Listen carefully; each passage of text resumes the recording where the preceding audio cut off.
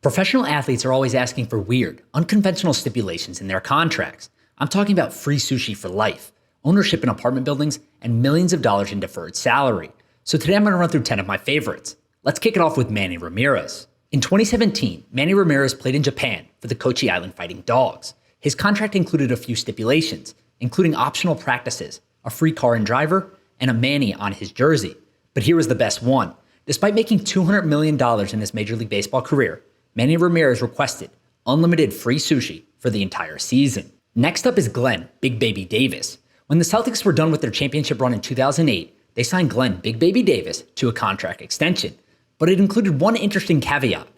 Every year that Glenn Big Baby Davis was able to keep his weight under 310 pounds, he received a $500,000 bonus. Coming in at number 3 is Michael Jordan.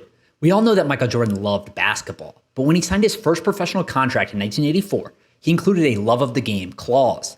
That said that he was able to play in a pickup basketball game anywhere in the world at any time, regardless of the liability. And one of my favorites is Mark McGwire. When he signed with the Cardinals in 1998, he included a clause in his contract to leverage his popularity. McGwire would get $1 for each fan above 2.8 million in season attendance. After 3.2 million fans came to see Mark McGwire battle Sammy Sosa for the home run title that year, he walked away with an extra $400,000 in salary. And fifth on the list is Rick Muir, who was the second overall pick of the 1993 NFL Draft by the Seattle Seahawks. But unfortunately, he's most known for his original NFL contract. His agent, Don Yee, who now represents Tom Brady, included a clause in the deal that said he would be paid under all circumstances, up to and including the end of the world. But George Brett might have him beat, because when he re-signed with the Kansas City Royals in 1984, he included two weird clauses in his deal. First, he wanted the bat returned to him from the famous 1983 Pine Tar game. And secondly, he received part equity ownership in a nearby apartment complex and called it a nice little kicker. And number 7 on the list is Dennis Bergkamp, who arrived at Arsenal in 1995 and eventually became one of the club's best players. And although he was fearless on the pitch, he was scared to fly. So he included a clause in his contract that stated if flying was the only option for the club to travel, he was not required to attend the game. And one of my personal favorites is when the Mets famously bought out the final year of Bobby Bonilla's contract in 2000. Bonilla deferred $5.9 million into 25 payments of $1.19 million, due each July 1st from 2011 to 2035. It's commonly referred to today as Bobby Bonilla Day. And with an 8% interest rate, Bonilla turned his $5.9 million into $29.8 million.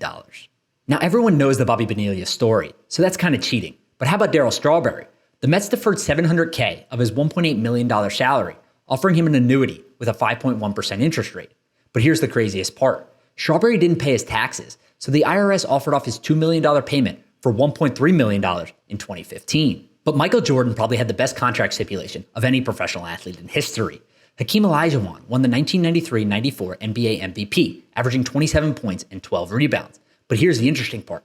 Michael Jordan made 25% more than Olajuwon during that season, despite not playing in a single NBA game.